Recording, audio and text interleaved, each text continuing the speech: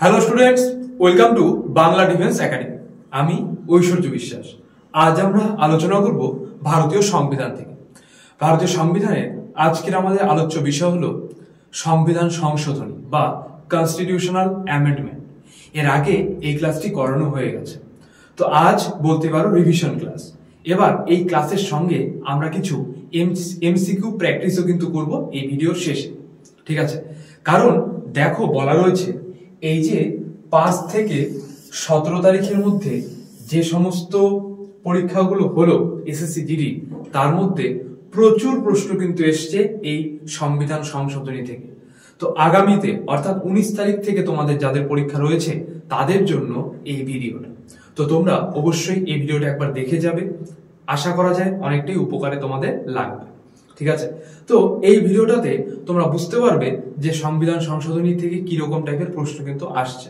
তো ভিডিওটি খুবই গুরুত্বপূর্ণ, ভিডিওটি পুরোপুরি দেখবে, ঠিক আছে? আর তোমরা যারা এখনো চ্যানেলে একদমই নতুন, যারা এখনো চ্যানেলকে সাবস্ক্রাইব করোনি, তারা এক্ষুনি চ্যানেলকে সাবস্ক্রাইব করে রাখবে ভবিষ্যতের সমস্ত নতুন আপডেট চ্যানেলের সবার আগে পাওয়ার জন্য, ঠিক আছে? তো তোমরা অবশ্যই কমেন্টস করে জানাবে পরীক্ষা দিয়ে এসে যে তোমরা কত অ্যাটেন্ড করতে পেরেছো বা কত স্কোর করতে পেরেছো, ঠিক আছে? তাহলে আমাদের অ্যানালাইজ করতে কিন্তু আরো বেশি সুবিধা হবে। তো ঠিক আছে, চলো আজকে ক্লাসটি শুরু করা যাক। দেখো, সংবিধান সংশোধনী কি? আচ্ছা, সংশোধন মানে বলতে পারো যেটা আগে ছিল জাস্ট সেটাকে নতুন করে কিছু শব্দ পরিবর্তন করা, কিছু নতুন নিয়ম কানুন নিয়ে আসা, জাস্ট ছিল সেটাকে আপডেট করা, মডিফাই করা, তাই তো? সেটাই সংশোধন। দেখো কি বলা রয়েছে। ভারতীয় সংবিধান অনুভব করেছিলেন যে এটি জনগণের আকাঙ্ক্ষা এবং সমাজের পরিবর্তনের সাথে সঙ্গতিপূর্ণ হতে হবে। দেখো কি বলেছে, সমাজের পরিবর্তনের সাথে সাথে। আচ্ছা, একবারই তো আর সমাজের পরিবর্তন হয়ে যায় না, আস্তে আস্তে দিন যাবে তারপর সমাজের পরিবর্তন হচ্ছে। সেহেতু এভাবে বলা রয়েছে কিন্তু সমাজের পরিবর্তনের সাথে সাথে সঙ্গতিপূর্ণ হতে হবে। তারা এটাকে পবিত্র, স্থির ও অপরিবর্তনীয় আইন হিসেবে দেখেনি, ঠিক আছে?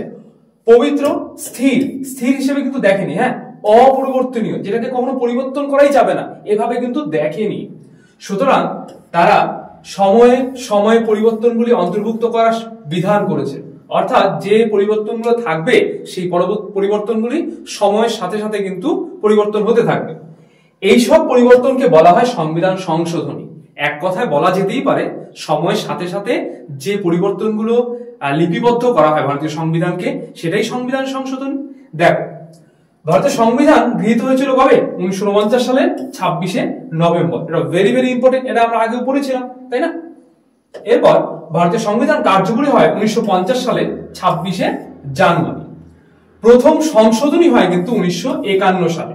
এবার সেই 1951 সালের যে প্রথম সংশোধনী সেই সম্পর্কে অবশ্যই পড়বো। তার আগে দেখো একটা ওয়ানলাইনারে কি বলা রয়েছে। 2023 সালের সেপ্টেম্বর পর্যন্ত ভারতীয় সংবিধানে 106টি সংশোধনী কিন্তু আইন রয়েছে। অর্থাৎ 2023 সালের সেপ্টেম্বর মাস পর্যন্ত এখন পর্যন্ত এই যে 1951 সালের পর থেকে 106টা সংবিধান সংশোধনী হয়েছে। সেই 106টাই পড়া একটু অসম্ভব না, মেনলি পড়া একটু চাপের, তাই না? তো সবগুলো তো একরকম ইম্পর্টেন্ট না। তো এই 106টার মধ্যে যেগুলো সবচেয়ে বেশি গুরুত্বপূর্ণ বা সবচেয়ে বেশি ইম্পর্টেন্ট সেগুলোই কিন্তু আজকে আমরা আলোচনা করব।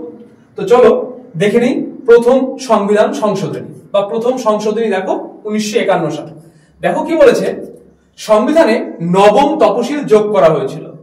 অষ্টম তপশিলের পরে নবম তপশিল কিন্তু এই প্রথম সংশোধনী 1951 সালে কিন্তু যুক্ত করা হয়েছে। সামাজিক এবং শিক্ষাগত দিক দিয়ে অনগ্রসর শ্রেণীসমূহের জন্য বিশেষ ব্যবস্থা অবলম্বনের ক্ষমতা সরকারকে দেওয়া হয়েছে। অর্থাৎ দেখো এখানে বলা রয়েছে সামাজিক এবং শিক্ষাগত দিক দিয়ে যারা পিছিয়ে আছে, ঠিক আছে, বা অনগ্রসর যে শ্রেণীর লোকজন যারা রয়েছে তাদের জন্য সরকারকে একটা বিশেষ ব্যবস্থা নেওয়ার কিন্তু বিধি এখানে বলা রয়েছে। এরপর নাগরিকের অন্যতম মৌলিক অধিকার মত প্রকাশের স্বাধীনতাকে 3টি শর্ত সাপেক্ষে সীমাবদ্ধতা দ্বারা নতুন করে সংজ্ঞায়িত করা হয়েছে। অর্থাৎ মত প্রকাশের যে স্বাধীনতা ছিল সেটাকে একটা নতুন 3টা শর্ত আবার তার মধ্যে সংযোজিত হয়েছে এবং কি তারপরে সেটা নতুন করে কিন্তু তার সংজ্ঞাও দেওয়া রয়েছে। এরপরে প্রথমটার পরে দ্বিতীয়টা খুব একটা ইম্পর্টেন্ট নেই। দেখো তৃতীয় সংশোধনী 1954। সপ্তম তফসিল সংশোধনের মাধ্যমে রাজ্য কেন্দ্র যুগ্ম তালিকা সংশোধন করা হয়। রাজ্য তালিকা যার মধ্যে কিনা শুধুমাত্র রাজ্যের বিষয়বস্তুগুলো তার মধ্যে লিপিবদ্ধ থাকবে। কেন্দ্র তালিকা তার মধ্যে কেন্দ্রের বিষয়বস্তু লিপিবদ্ধ থাকবে। আর রয়েছে কি যুগ্ম তালিকা। এই যে যুগ্ম তালিকা, এই যুগ্ম তালিকার মধ্যে রাজ্য প্লাস কেন্দ্র দুজনেই যে বিধি বা নিয়ম কানুন তা কিন্তু লিপিবদ্ধ থাকবে। এটাও সংশোধন করা হয় তৃতীয় সংশোধনীর মাধ্যমে। এবার এখান থেকে কিরকম টাইপের প্রশ্ন আসতে পারে দেখো, যদি বলা হলো সংবিধানে নবম তফসিল যোগ করা হয়েছিল কততম সংবিধান সংশোধনীর মাধ্যমে, তাহলে অ্যান্সার কি হয়ে যাবে?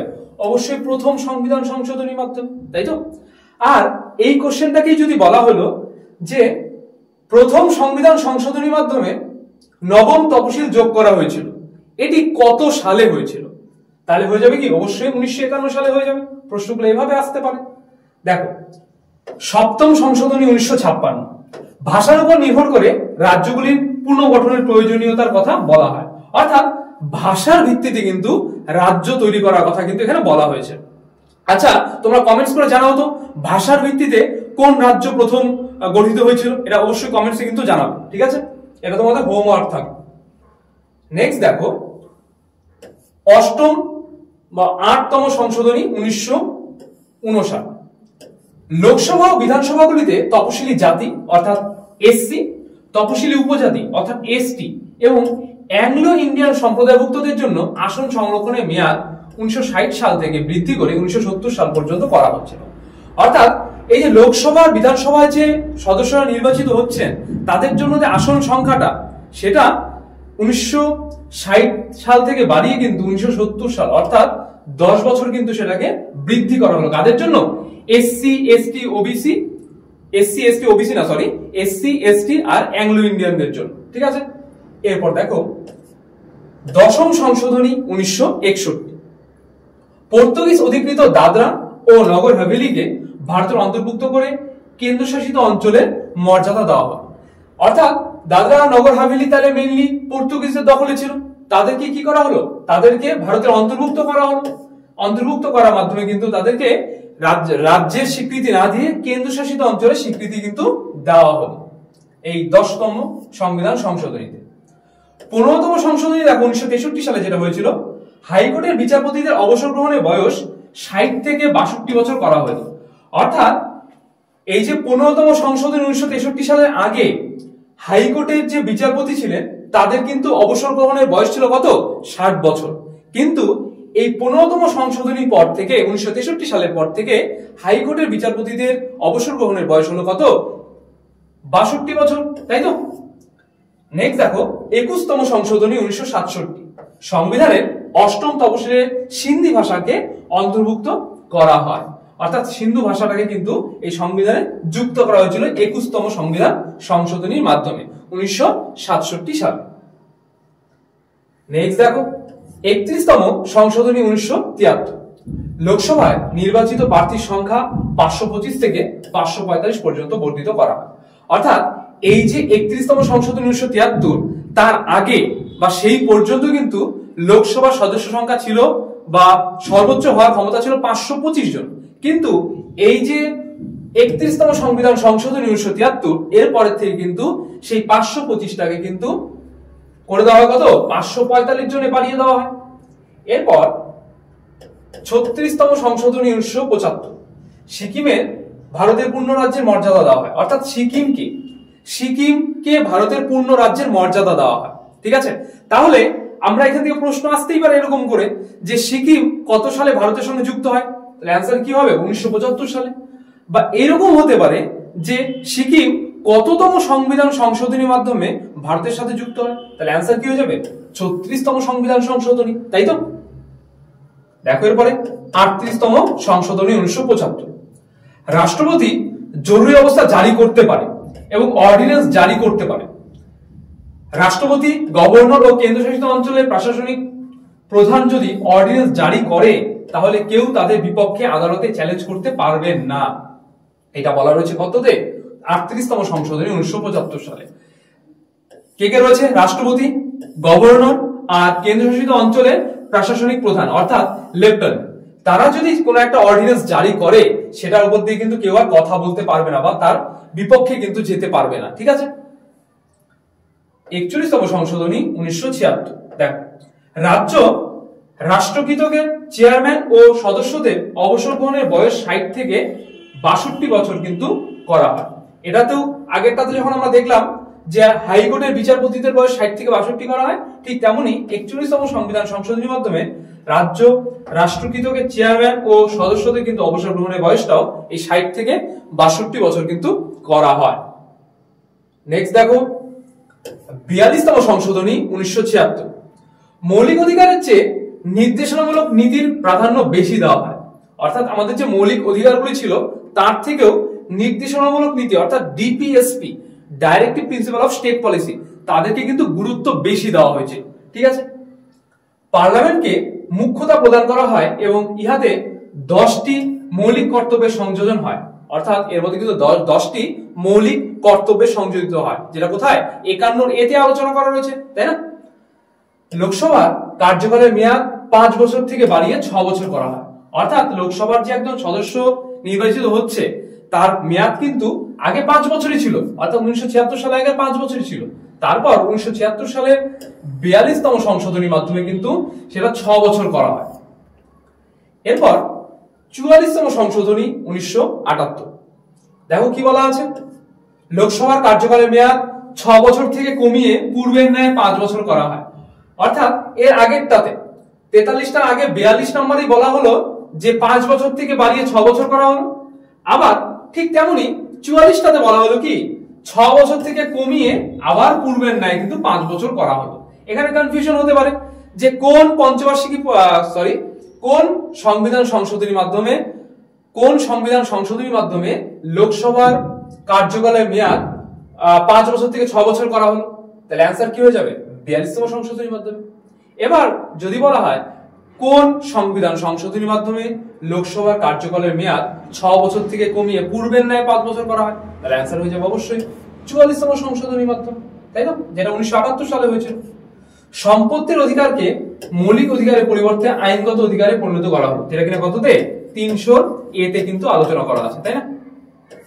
দেখো 352তম অনুচ্ছেদ সংশোধনী অনুসারে জরুরি অবস্থা জারি করার সময় সশস্ত্র সেনা নিয়োগ করা যাবে। অর্থাৎ কোথাও যদি জরুরি অবস্থা জারি করা হয় সেখানে কিন্তু অবশ্যই সশস্ত্র সেনাদেরকে নিয়োগ করা যাবে, যাতে কেউ আইনের লঙ্ঘন না করে। 47তম সংশোধনী 1984। দেখো, ভূমি সংস্কার সম্পর্কিত 14টি আইনকে সংবিধানের 9ম তফসিলে অন্তর্ভুক্ত করা হয়। অর্থাৎ এই যে 47তম সংশোধনী এর মধ্যে পুরোপুরি ভূমি সংস্কার সম্পর্কিত কিন্তু আলোচনা করা রয়েছে বিস্তারিতভাবে। নেক্সট দেখো 52তম সংশোধনী 1985। 10ম তফসিলটি সংযুক্ত হয়েছে যা অবৈধ চোরাচালানের বিরোধী ছিল। 61তমতে দেখো কি আলোচনা করা আছে, যেটা 1989 সালে হয়েছিল। লোকসভা ও বিধানসভার ভোটদাতার বয়স 21 থেকে 18 বছর করা হয়। অর্থাৎ এই যে 1989 সাল, তার আগে কিন্তু ভোটদাতা তাদের বয়স কত ছিল? 21 বছর ছিল। কিন্তু এই যে 61তম সংশোধনী 1989 সালের পরের থেকে কিন্তু সেই 21 বছরটাকে কমিয়ে কত করা হয়? 18 বছর করা হয়েছিল। এরপর 69তম সংশোধনী 1991। দিল্লিকে জাতীয় রাজধানী অঞ্চল হিসেবে ঘোষণা করা হয়। অর্থাৎ দিল্লিকে রাজধানী হিসেবে কিন্তু ঘোষণা করা হয়েছিল এই 69তম সংবিধান সংশোধনী 1991 মাধ্যমে। 71তম সংশোধনী দেখো 1992। 8ম তফসিলে কোঙ্কনি, মণিপুরি এবং নেপালি ভাষা অন্তর্ভুক্ত করা হয়। ভেরি ভেরি ইম্পর্টেন্ট যে 71তম সংশোধনী 1992 সালে কতগুলি ভাষাকে সংবিধানে যুক্ত করা হয়? তাহলে হবে কি কোঙ্কনি এটা 1, মণিপুরি 2, নেপালি 3, তাহলে কত 3টি ভাষাকে যুক্ত করা হয়। যদি প্রশ্ন আসে কোঙ্কনি, মণিপুরি, নেপালি কততম ভাষা সংবিধান সংশোধনীতে যুক্ত করা হয়? 71তম। কত সালে? 1992 সালে, তাই তো? নেক্সট দেখো 73তম সংশোধনী 1992। পঞ্চায়েতের গঠন, কার্যকাল, ক্ষমতা, নির্বাচন, অর্থ কমিশন গঠন, আসন সংরক্ষণ প্রভৃতি বিষয়গুলি সংবিধানে অন্তর্ভুক্ত করা হয়। অর্থাৎ পঞ্চায়েত সম্পর্কে বিস্তারিতভাবে কিন্তু আলোচনা করা রয়েছে এই ৭৩তম সংবিধান সংশোধনী, যেটা 1992 সালে হয়েছিল। এটার মধ্যে পুরোপুরি পঞ্চায়েতের গঠন, কার্যকাল, মেয়াদ সমস্ত কিছু সম্পর্কে বিস্তারিত আলোচনা করা রয়েছে। ৭৪তমতে দেখো 1992 পৌরসভা, আগেরটা পঞ্চায়েত ছিল, এখনকারটা পৌরসভা বা ৭৪তমটা পৌরসভার গঠন। এবার যেখানে পঞ্চায়েত এলাকাগুলো হয় সেখানে তোমরা জানো যে পঞ্চায়েত এলাকাগুলোতে হয় কি, এটা হয় যে পার্ট নাম্বার থাকে, আর যেটা পৌরসভা এলাকা সেখানে কি ওয়ার্ড হয়। পঞ্চায়েত এলাকা থেকে যারা নির্বাচিত হয় তাদেরকে পঞ্চায়েত বলে থাকি, তাই না? আর পৌরসভা থেকে যারা হয় তারা কি কাউন্সিলর হয়ে যায়, কাউন্সিলর থাকে, তাই না? এইভাবে কিন্তু এদের মধ্যে কিছু কিছু পার্থক্য রয়েছে। কার্যাবলী, মেয়াদ, ওয়ার্ড কমিটি, তপশিলি জাতি, উপজাতি ও মহিলাদের জন্য আসন সংরক্ষণের ব্যবস্থা, জেলা পরিকল্পনা কমিটি, মেট্রোপলিটন পরিকল্পনা কমিটি সহ বিভিন্ন বিষয়গুলো কিন্তু এখানে এই ৭৪তম সংবিধান সংশোধনীতে কিন্তু বলা হয়েছে। তোমরা কিন্তু চাইলে এটাকে স্ক্রিনশট করে রাখতে পারো, তাহলে তোমাদের কিন্তু নোটস করতে সুবিধা হবে। আচ্ছা দেখো ৮০তম সংশোধনী ২০০০ সাল। এই সংবিধান সংশোধনী আইনের বলে কেন্দ্র ও রাজ্য সরকারের মধ্যে আদায়কৃত করের বন্টনের নতুন ব্যবস্থা গ্রহণ করা হয়।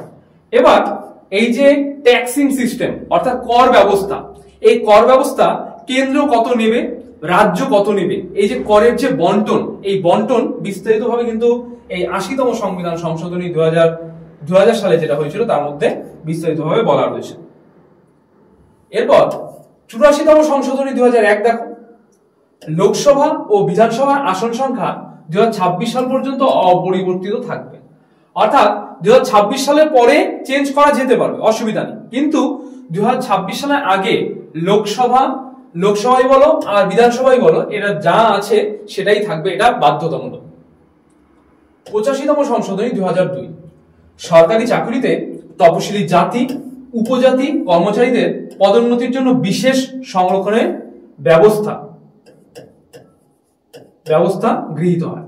আচ্ছা, যারা সরকারি চাকরি করছে, যারা তপশিলি জাতি অর্থাৎ এসসি এসটি তে চাকরি করছে, তাদের পদোন্নতির জন্য, তাদের প্রমোশনের জন্য কিন্তু একটা বিশেষ সংরক্ষণ দেওয়া হয়েছে এই ৮৫তম সংশোধনী ২০০২ সালেতে, এটা আলোচনা করা রয়েছে।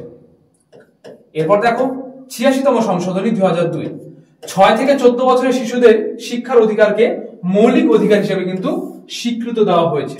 এটা কত নম্বর আর্টিকেলে এটা আলোচনা করা হয়েছে অবশ্যই তোমরা এটা কমেন্টে জানাও, ঠিক আছে? কত নম্বর আর্টিকেলে এই ৬ থেকে ১৪ বছরের শিশুদের শিক্ষার অধিকার সম্পর্কে আলোচনা করা আছে অবশ্যই এটা কমেন্টসে কিন্তু তোমরা জানাবে। এটা তোমাদের দ্বিতীয় হোমওয়ার্ক।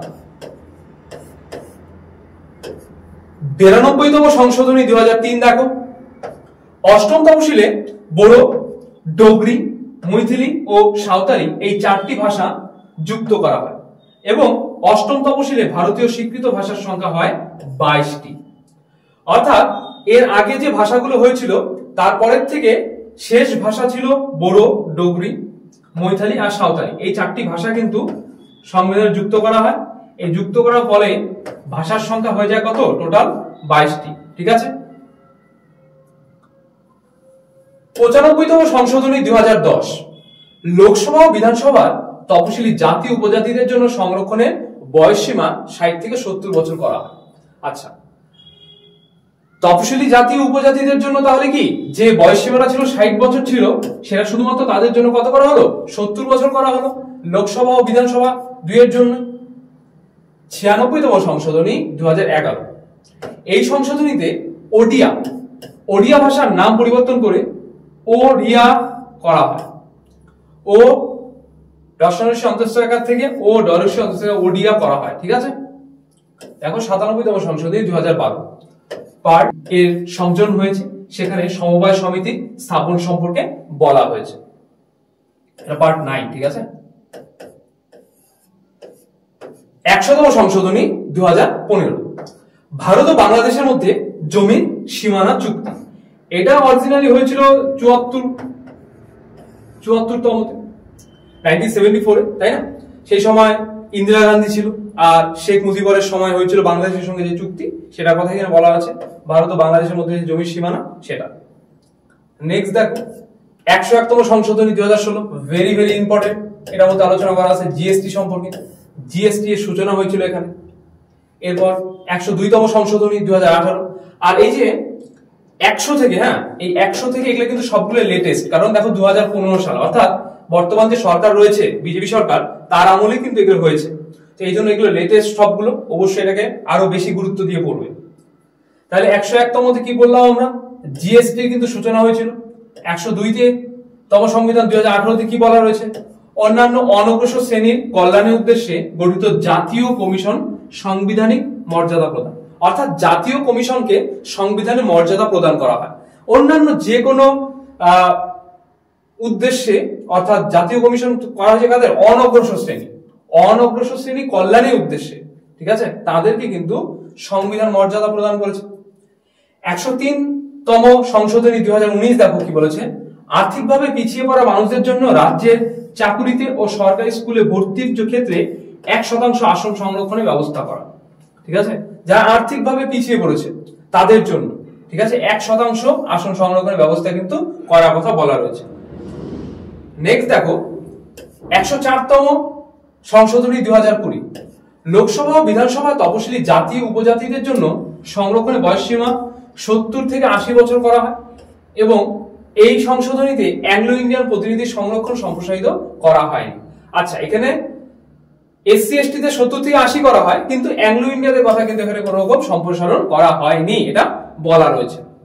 এরপর 105তম সংশোধনী 2021, সামাজিক ও শিক্ষাগতভাবে অনগ্রসর শ্রেণী এসসি বিসি স্বীকৃত দেওয়ার ক্ষমতা রাজ্য সরকারগুলিকে ফিরিয়ে দিয়েছে, ঠিক আছে, যারা সামাজিক ও শিক্ষাগতভাবে অনগ্রসর, যারা পিছিয়ে পড়া শ্রেণী তাদেরকে।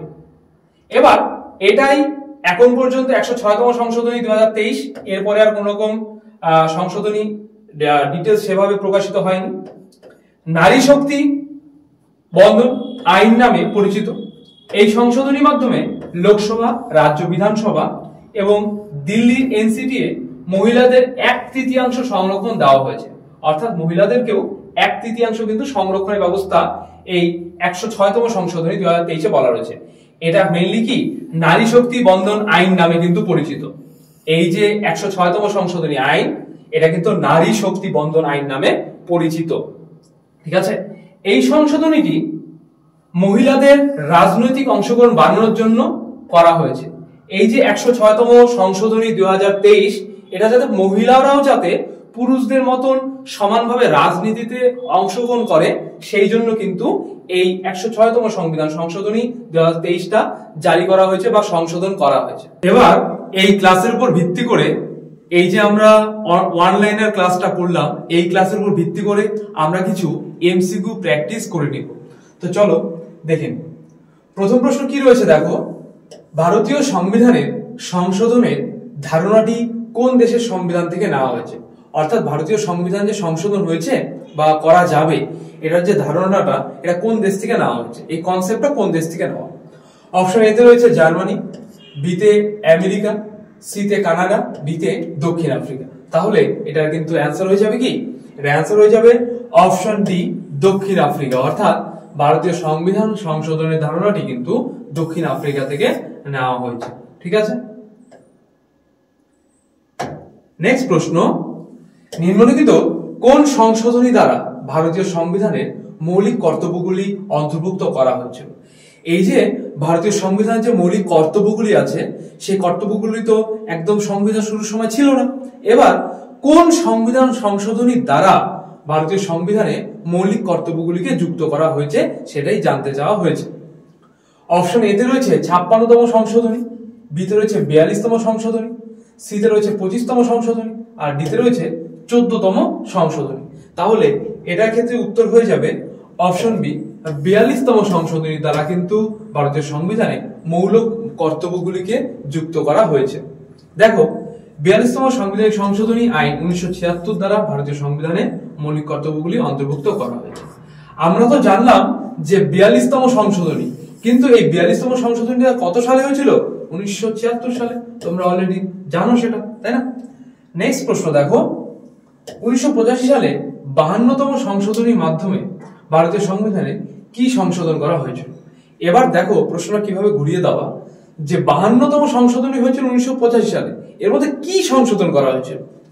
অপশন এতে রয়েছে দল ত্যাগ বিরোধী আইন অন্তর্ভুক্ত ছিল, অপশন বি কর বৃদ্ধির ক্ষেত্রে ইউনিয়ন এবং রাজ্যের তালিকার সংশোধন।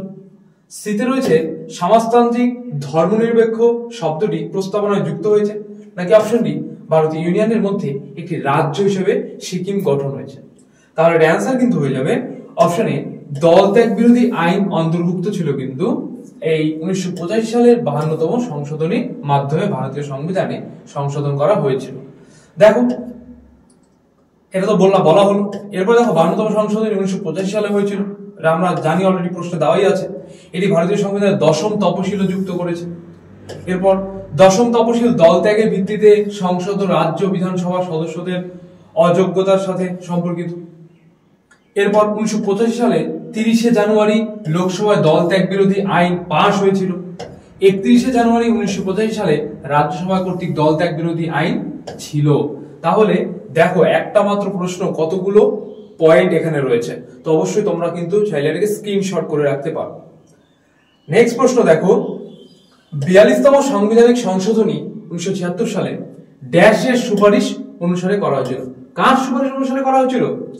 Abhijit Sen committee, option B Ajit Kumar committee, option C Abid Hossain committee, নাকি option D Sharan Singh committee. তাহলে এটা অ্যান্সার কিন্তু হয়ে যাবে option D Sharan Singh committee. 42তম সাংবিধানিক সংশোধনী আইন 1976 সালে ভারতের জরুরি সময়কালে পাশ করা হয়েছিল। এই সংশোধনী সংবিধানে উল্লেখযোগ্য পরিবর্তন এনেছে, যার মধ্যে মৌলিক কর্তব্যের সন্নিবেশ কিন্তু রয়েছে। নেক্সট প্রশ্ন দেখো, কততম সংবিধান সংশোধনীর মাধ্যমে লোকসভার কার্যকালের মেয়াদ 6 বছর থেকে কমিয়ে পূর্বের ন্যায় 5 বছর করা হয়? আচ্ছা, এর আগে এই যে সংবিধান সংশোধনী আছে, তার আগে কিন্তু লোকসভার কার্যকালের মেয়াদ 5 বছর ছিল, তারপর 6 বছর করা হয়, আবার সেটাকে কমিয়ে আবার 5 বছর করা হয়। দেখো 42তম সাংবিধানিক সংশোধনী, 44তম সাংবিধানিক সংশোধনী, সিতে রয়েছে 101তম সংবিধান সংশোধনী, নাকি অপশন ডি 103তম সংবিধান সংশোধনী। তাহলে অ্যান্সার কিন্তু হয়ে যাবে অপশনে 42তম সংবিধান সংশোধনী। 44তম সংশোধনী 1978 সালে হয়েছিল। সম্পত্তির অধিকার মৌলিক অধিকার পরিবর্তে আইনগত অধিকারে পরিণত করা হয়। এরপর 352তম অনুচ্ছেদ এবং সংশোধনী অনুসারে জরুরি অবস্থা জারি করার সময় সশস্ত্র সেনা নিয়োগ করা যাবে, তাই তো? এগুলো তাহলে বলা রয়েছে। নেক্সট দেখো কি রয়েছে, 86তম সংবিধান সংশোধনী আইন 2002 ভারতীয় সংবিধান নিম্নলিখিত কোন ধারাটি প্রবেশ করিয়েছিল? এবার এই যে 86তম সংবিধান সংশোধনী আইন, যেটা কিনা 2002 সালে হয়েছিল, তার মধ্যে এই সংবিধান সংশোধনীর মাধ্যমে ভারতীয় সংবিধানে কাকে অ্যাড করা হয়েছিল? দেখো 21 এ, 39 এ, সিতে রয়েছে 20 বি, ডিতে রয়েছে 56 সি। তাহলে এটার কিন্তু অ্যান্সার হয়ে যাবে অপশন এ, 21 এ কে কিন্তু যুক্ত করা হয়েছিল। 2002 সালে ভারতের সংবিধানের 86তম সংশোধনী আইনে সরবরাহ করা হয়েছিল। সংবিধানের ভাগ 3 এর মৌলিক অধিকার হিসেবে কিন্তু শিক্ষার অধিকারকে ঢোকানো হয়েছিল। এই সংশোধনীতে ধারা 21 এ প্রবেশ করিয়েছে, যা 6 থেকে 14 বছরের বয়সের শিশুদের কিন্তু অবৈতনিক বা আধিকারিক মৌলিক অধিকার হিসেবে শিক্ষাটা কিন্তু মৌলিক অধিকার হিসেবে কিন্তু যুক্ত করা হয়েছে। নেক্সট প্রশ্ন, নিচের কোন সাংবিধানিক সংশোধনী শিক্ষার অধিকার প্রদান করেছিল? শিক্ষার অধিকার, তাহলে কি 88তম সংশোধনী, 89তম সংশোধনী, 87তম সংশোধনী, নাকি অপশন ডি 86তম সংশোধনী? তাহলে অ্যান্সার হয়ে যাবে অপশন ডি 86তম সংশোধনী, তাই তো? 2002, যেটা আমরা অলরেডি আগে বললাম, 86তম সংশোধনী তার সংবিধানের 3য় অংশে মৌলিক অধিকার হিসেবে শিক্ষার অধিকার প্রদান করে। সংশোধনীতে 21 এ অনুচ্ছেদ সন্নিবেশিত করেছে, যা কি 6 থেকে 14 বছরের শিশুদের জন্য শিক্ষার অধিকারকে কি মৌলিক অধিকারে যুক্ত করেছে। অলরেডি আগে আলোচনা করা হলো প্রশ্নটা। নেক্সট প্রশ্ন, ভারতের সংবিধানের 74তম সংশোধনী আইন 1992 কিসের সাথে সম্পর্কিত? পৌরসভা, নাগরিকত্ব, জরুরি বিধান, নাকি মৌলিক কর্তব্য? তাহলে এটার ক্ষেত্রে অ্যান্সার কিন্তু হয়ে যাবে অপশনে পৌরসভা, অর্থাৎ 74তম সংবিধান সংশোধনী 1992 কিন্তু তাহলে পৌরসভার সাথে সম্পর্কযুক্ত। 74তম সংশোধনী আইন 1992 পৌরসভাকে সাংবিধানিক স্বীকৃতি দিয়েছে। এটি সংবিধানের অংশ 9 এ তে 243 পি থেকে 243 জেড জি ধারায় একটি নতুন অংশ যুক্ত করেছে। এটি সংবিধানে একটি 12 তপশিল ও অন্তর্ভুক্ত করেছে, যাতে 243 ডাব্লিউ ধারায় উল্লেখিত পৌরসভাগুলি 18টি কার্যকারী আইটেম বা পদ কিন্তু রয়েছে। এটি মহিলাদের জন্য 1/3 আসন বাধ্যতামূলক করেছে। কোনটা? এই 74তম সংশোধনী আইন 1992। নেক্সট দেখো, ক্ষুদ্র সংবিধান শব্দটি ভারতীয় সংবিধানের কোন সাংবিধানিক সংশোধনী আইনের জন্য ব্যবহৃত হয়? অপশন এ 38তম, বি 42তম, সি 40তম, ডি 44তম। অলরেডি তোমাদের ওয়ান লাইনারে বলা হয়েছে, তাই না?